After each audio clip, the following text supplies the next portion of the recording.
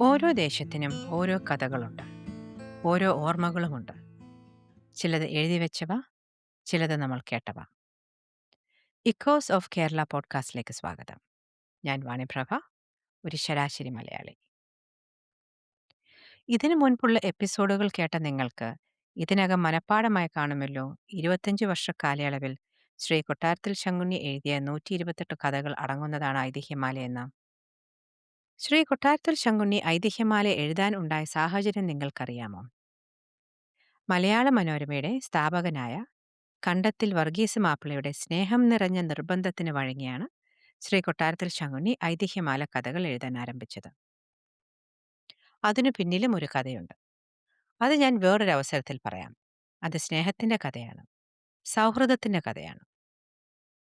ഇന്ന് ഞാൻ വിവരിക്കാൻ പോകുന്ന ചെമ്പകശ്ശേരി രാജാവ് ഐതിഹ്യമാലയിലെ ആദ്യത്തെ കഥയാണ്. ഐതിഹ്യമാല കഥകൾ എഴുതാൻ തീരുമാനിച്ച ശ്രീ കൊട്ടാരത്തിൽ ശങ്കുണ്ണിയും എഴുതാൻ പ്രേരിപ്പിച്ച വർഗീസ് മാപ്പിളയും എല്ലാവരും കൂടി ഒരുമിച്ചിരുന്ന് തീരുമാനിച്ചതായിരിക്കാം ഒരുപക്ഷെ ആദ്യത്തെ കഥ ഏതാവണമെന്നത്. ധാരാളം കഥകൾ അറിയാമായിരുന്ന കൊട്ടാരത്തിൽ ശങ്കുണ്ണി എന്തുകൊണ്ടായിരിക്കും ഈ കഥ തിരഞ്ഞെടുത്തത്? അതിനൊരു കാരണം അദ്ദേഹം പറയുന്നില്ല. പക്ഷെ എന്നാലും ഞാൻ ആലോചിച്ചു. ചെമ്പകശ്ശേരി രാജാവ് എന്ന് പറഞ്ഞ ഈ കഥാപാത്രം ശ്രീ കൊട്ടാരത്തിൽ ശങ്കുണ്ണിയിൽ സ്വാധീനം ചെലുത്തിയ ആളാവാം.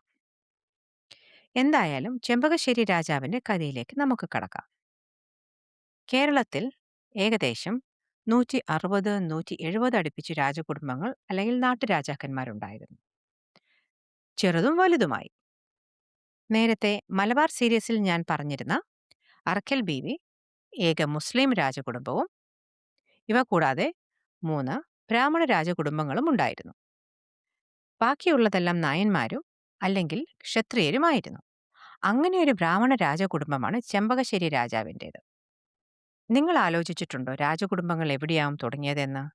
രാജകുടുംബങ്ങളുടെ തുടക്കം രാജാവായിട്ടാവണമെന്നില്ല. ഒരാളുടെ വേറിട്ട ചിന്തയാകാം ഒരുപക്ഷെ അവരെ രാജകുടുംബമാക്കിയത്. നിങ്ങൾ ഹിസ്റ്ററി, അതായത് ചരിത്രം, നേരംപോക്കിനായി മാത്രം വായിക്കാനാണ് ഇഷ്ടമെങ്കിൽ അങ്ങനെ ചെയ്തോളൂ. മറിച്ച് നിങ്ങൾ കുറച്ച് അനലൈസ് ചെയ്യാൻ അഥവാ വിശകലനം ചെയ്യാൻ താല്പര്യമുള്ളവരാണെങ്കിൽ നിങ്ങൾ കേൾക്കുന്ന ഹിസ്റ്ററി ഒന്ന് അനലൈസ് ചെയ്യണം. നമ്മൾ സന്തോഷത്തോടെ തടസ്സങ്ങളൊന്നുമില്ലാതെ നമ്മുടെ കംഫർട്ട് സോണിൽ ജീവിക്കുന്നിടത്തോളം കാലം നമ്മൾക്ക് മാറ്റങ്ങളൊന്നും ഉണ്ടാക്കാൻ സാധിക്കുകയില്ല. നമ്മളെ വേറിട്ട് ചിന്തിപ്പിക്കുന്നതും വേറിട്ട് ചിന്തിക്കാൻ നിർബന്ധിതരാക്കുന്നതും പലപ്പോഴും ആഴമേറിയ ഒരു വികാരമായിരിക്കും. ചിലപ്പോൾ സ്നേഹമാവാം, ചിലപ്പോൾ ട്രോമ, ആഘാതമാവാം, ചിലപ്പോൾ ഗ്രീഫ്, ദുഃഖമാവാം. അങ്ങനെ ഒരു കഥയാണ് ചെമ്പകശ്ശേരി രാജാവിന്റെ തുടക്കം. പണ്ട് ഏറ്റുമാനൂർ താലൂക്കിൽ കുമാരനെല്ലൂർ പുളിക്കൽ ചെമ്പകശ്ശേരി എന്ന ഒരു ഇല്ലം ഉണ്ടായിരുന്നു. ആ ഇല്ലത്ത് ഒരു ഉണ്ണിയും വിധവയായ ഉണ്ണിയുടെ മാതാവും മാത്രമായിരുന്നു. അവിടെ അതികലശലായ ദാരിദ്ര്യവും ഉണ്ടായിരുന്നു. ആ കുടുംബത്തിലെ ഏക സന്താനമായ ഉണ്ണി വേദങ്ങൾ അഭ്യസിച്ചിരുന്ന കാലത്ത് ഒരു ദിവസം ഉച്ചസമയം ആയുധധാരികളും അന്യനാട്ടുകാരുമായ 500ഓളം നായന്മാർ കുമാരനെല്ലൂരിൽ വന്നു.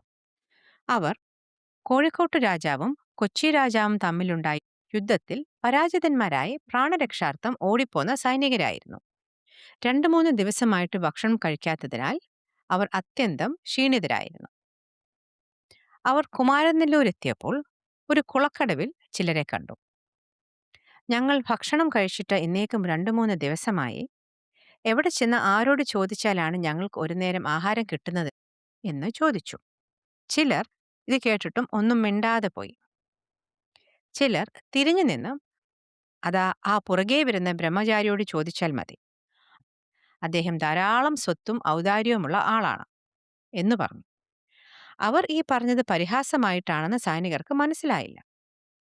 അവർ ആ ബ്രഹ്മചാരിയുടെ അടുക്കൽ ചെന്ന് വന്നിച്ച് തങ്ങൾക്ക് ഭക്ഷണത്തിന് വല്ലതും തരണമെന്ന് അപേക്ഷിച്ചു. ആ ബ്രഹ്മചാരി നമ്മുടെ കഥാപാത്രമായ പുളിക്കൽ ചെമ്പകശ്ശേരി ഉണ്ണിയായിരുന്നു. ആ ഇല്ലത്ത് അക്കാലത്ത് വളരെ ദാരിദ്ര്യമായിരുന്നു എന്ന് ഞാൻ പറഞ്ഞല്ലോ. ഈ ഭടന്മാരെ തന്റെ അടുക്കിലേക്ക് പറഞ്ഞയച്ചത് തന്റെ സഹപാഠികൾ ചിലരാണെന്നും താൻ ദരിദ്രനായതുകൊണ്ട് തന്റെ പേരിൽ അവർക്കുള്ള പുച്ഛം നിമിത്തമാണെന്നും അദ്ദേഹത്തിന് മനസ്സിലായി. അത് അദ്ദേഹത്തിന് വലിയ സങ്കടമായി. ഉടനെ തന്നെ അദ്ദേഹം കഴുത്തിൽ കിടന്നിരുന്ന പുലിനഖ മോതിരം അഴിച്ച് ആ ഭടന്മാർക്ക് കൊടുത്തു. നിങ്ങൾ ഇത് കൊണ്ടുപോയി വിറ്റ് അരിയും സാമാനങ്ങളും വാങ്ങി ഭക്ഷണം കഴിക്കണം. വൈകുന്നേരത്തേക്ക് ഞാൻ വേറെ എന്തെങ്കിലും മാർഗമുണ്ടാക്കി തരാം. ഊണ് കഴിച്ച് നിങ്ങൾ വേഗത്തിൽ വരണം. കാണാതെ പോകരുത് എന്ന് ഉണ്ണി പറഞ്ഞു.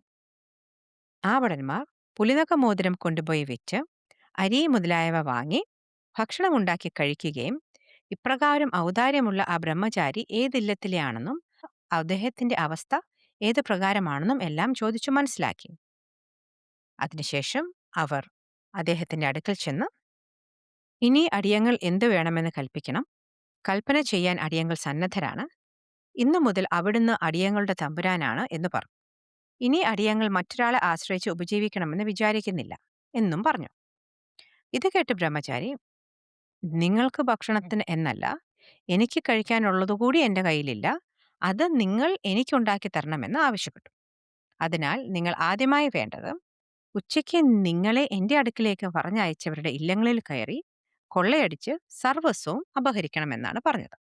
ഉടൻ ആ ഭടന്മാർ കൽപ്പന പോലെ എന്ന് പറഞ്ഞ് അദ്ദേഹത്തെ വന്ദിച്ചിട്ട് അവിടെ നിന്ന് പോയി.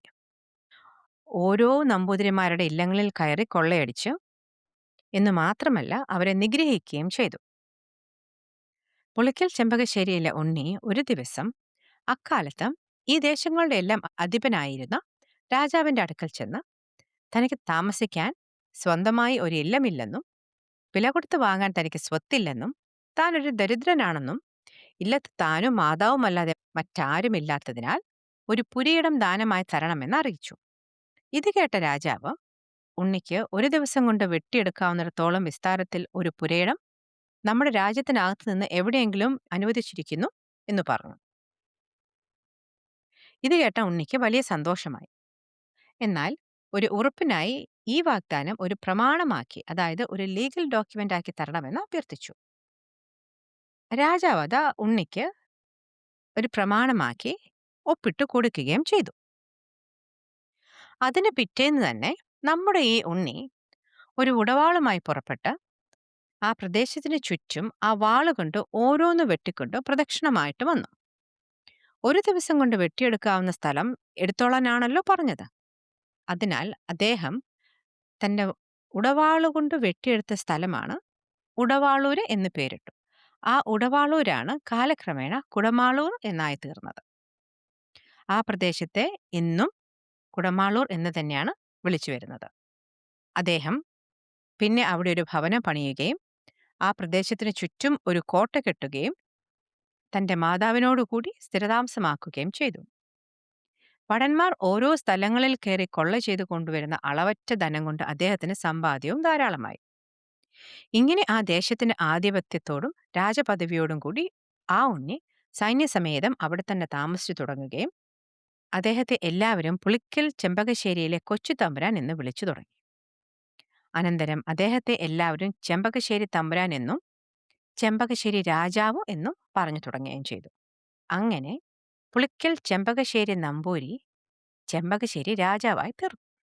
കുറച്ചു നാളുകൾക്ക് ശേഷം ആ ഭടന്മാർ വേമ്പനാട്ട് രാജാവിന്റെ അധീനതയിലായിരുന്ന അമ്പലപ്പുഴ നാട്ടുംപുറം ആ രാജാവിനെ ജയിച്ച് കൈവശപ്പെടുത്തുകയും ചെമ്പകശ്ശേരി രാജാവിന്റെ സ്ഥിരതാമസവും രാജധാനിയും അവിടേക്കാക്കുകയും ചെയ്തു. അതിനാൽ ആ പ്രദേശത്തിന് ചെമ്പകശ്ശേരി രാജ്യം എന്നും പേര് ലഭിച്ചു. ചെമ്പകശ്ശേരി രാജാവായിത്തീർന്ന ആ നമ്പൂരി വിവാഹം കഴിച്ചു കുടിവെച്ചത് കുടമാളൂർ മഠത്തിൽ തന്നെയാണ്. ചെമ്പകശ്ശേരി രാജാവിന്റെ ഭവനത്തിന് മഠം എന്നാണ് പറഞ്ഞു വന്നിരുന്നത്. പുളിക്കൽ ചെമ്പകശ്ശേരി നമ്പൂരി കുമാരനെല്ലൂർ ക്ഷേത്രത്തിലെ ഒരു ഭാരവാഹിയായിരുന്നു. അദ്ദേഹം തന്റെ ഭടന്മാരെ കൊണ്ട് കൊള്ളയും ഹിംസയും ചെയ്യിച്ചത് കുമാരനെല്ലൂർ ക്ഷേത്രത്തിലെ മറ്റു ഭാരവാഹികളായ നമ്പൂരിമാരെയായിരുന്നു. അതിനാൽ പുളിക്കൽ ചെമ്പകശ്ശേരി നമ്പൂതിരിക്ക് കുമാരനെല്ലൂർ അമ്പലത്തിലെ ഭാരവാഹികളായ ബാക്കി നമ്പൂതിരിമാർ അദ്ദേഹത്തിന് ഭാരവാഹി എന്ന സ്ഥാനം വേണ്ട എന്ന് വെക്കുകയും അദ്ദേഹത്തെ മേലാ ക്ഷേത്രത്തിൽ കടത്തിക്കൂടാ എന്ന് നിശ്ചയിക്കുകയും ചെയ്തു. എന്നതു മാത്രമല്ല, കുമാരനെല്ലൂർ ക്ഷേത്രത്തിന് മതിലിനോട് ചേർന്ന അദ്ദേഹത്തിന്റെ മഠം നമ്പൂതിരിമാർ തീവെച്ച് നശിപ്പിക്കുകയും ചെയ്തു. കാലക്രമേണ അദ്ദേഹത്തിന്റെ ചെമ്പകശ്ശേരി രാജാവിന്റെ ഭവനമായ മഠത്തിൽ പല അനർത്ഥങ്ങളും സംഭവിക്കാൻ തുടങ്ങി. ബ്രഹ്മചാരിയായിരുന്ന കാലത്തും അദ്ദേഹം നമ്പൂതിരിമാരെ ദ്രോഹിച്ചതിനാൽ കുമാരനെല്ലൂർ ഭഗവതിയുടെ അനിഷ്ടം ഉണ്ടെന്നും കുമാരനെല്ലൂർ നടയിൽ വിളിച്ചു ചൊല്ലി പ്രായശ്ചിത്തം ചെയ്യുകയും ഒരാനയെ നടക്കിരുത്തണമെന്നും പ്രശ്നം വെച്ച് അദ്ദേഹം മനസ്സിലാക്കി. എന്നാൽ കുമാരനെല്ലൂരിൽ ചെന്ന അദ്ദേഹത്തെ മതിലിനകത്ത് കടത്താൻ അവിടുത്തെ ഭാരവാഹികളായ മറ്റ് നമ്പൂതിരിമാർ സമ്മതിച്ചില്ല. ഈയൊരവസരത്തിൽ മതിലിന് പുറത്തു നിന്ന് തന്നെ പ്രായശ്ചിത്തം ചെയ്യുകയും നടക്കിരുത്താനായി കൊണ്ടുവന്ന ആനയെ ഒരു പൊന്നിന്റെ നെറ്റിപ്പട്ടം അണിയിച്ച് മതിലിന്റെ അകത്തേക്ക് അഴിച്ചുവിടുകയും ചെയ്തിട്ട് അദ്ദേഹം കുടമാളൂർക്ക് തിരിച്ചുപോയി. ആ തലേക്കെട്ട്, അതായത് നെറ്റിപ്പട്ടം, ഇന്നും കുമാരനെല്ലൂർ ഭണ്ഡാരത്തിലുണ്ട്. വിഷുവിന് കണി വയ്ക്കാനും ഉത്സവകാലത്ത് അത് പുറത്തെടുത്ത് ഉപയോഗിക്കാറുമുണ്ട്. അതിൽ ചെമ്പകശ്ശേരി വക എന്ന് പെട്ടിയിട്ടുണ്ട്. ചെമ്പകശ്ശേരി രാജകുടുംബം 4-5 തലമുറ കഴിഞ്ഞപ്പോഴേക്കും അമ്പലപ്പുഴ രാജ്യം തിരുവിതാംകൂറിലേക്കായി. അമ്പലപ്പുഴ രാജാവിന്റെ സ്ഥാനം ക്ഷേത്രകാര്യങ്ങൾക്ക് മാത്രം വഹിച്ചു പോരുന്നത് തിരുവിതാംകൂർ രാജാവിന്റെ പ്രതിനിധിയായിട്ട് കുടമാളൂർ തെക്കേടത്ത് പട്ടതിരിപ്പാടവർകളാണ്. ഇതാണ് ഐതിഹ്യമാലയിലെ ആദ്യത്തെ കഥയായ ചെമ്പകശ്ശേരി രാജാവിനെ കുറിച്ച് ശ്രീ കൊട്ടാരത്തിൽ ശങ്കുണ്ണി പറഞ്ഞിരിക്കുന്നത്. നിങ്ങൾക്ക് ഈ കഥ ഇഷ്ടമായെന്ന് വിശ്വസിക്കുന്നു. ഐതിഹ്യമാലയിൽ ചെമ്പകശ്ശേരി രാജകുടുംബത്തിന്റെ വേറെയും 2 കഥകളുണ്ട്. 300-ലധികം വർഷങ്ങളോളം രാജ്യം ഭരിച്ചവരാണ് ഈ ചെമ്പകശ്ശേരി രാജകുടുംബം. ഈ രാജകുടുംബത്തിന്റെ അവസാനവും ഞാൻ നിങ്ങൾക്ക് പറഞ്ഞുതരാം. കേരളത്തിലെ പേരുകേട്ട പ്രശസ്തമായ ഏറ്റവും പഴയ ചമ്പക്കുളം വള്ളംകളി ഈ രാജകുടുംബവുമായി ബന്ധപ്പെട്ടതാണ്. ആ കഥകൾ ട്രാവൻകൂർ സീരീസിലെ വേറെ എപ്പിസോഡിൽ ഞാൻ നിങ്ങൾക്ക് വേണ്ടി വിവരിക്കുന്നതായിരിക്കും. നിങ്ങൾക്ക് ഈ കഥ ഇഷ്ടമായെന്ന് വിശ്വസിക്കുന്നു. ഞാൻ ഈ എപ്പിസോഡ് ഇവിടെ നിർത്തുന്നു. നിങ്ങളുടെ അഭിപ്രായങ്ങൾ കമന്റിൽ രേഖപ്പെടുത്തുക. Thank you.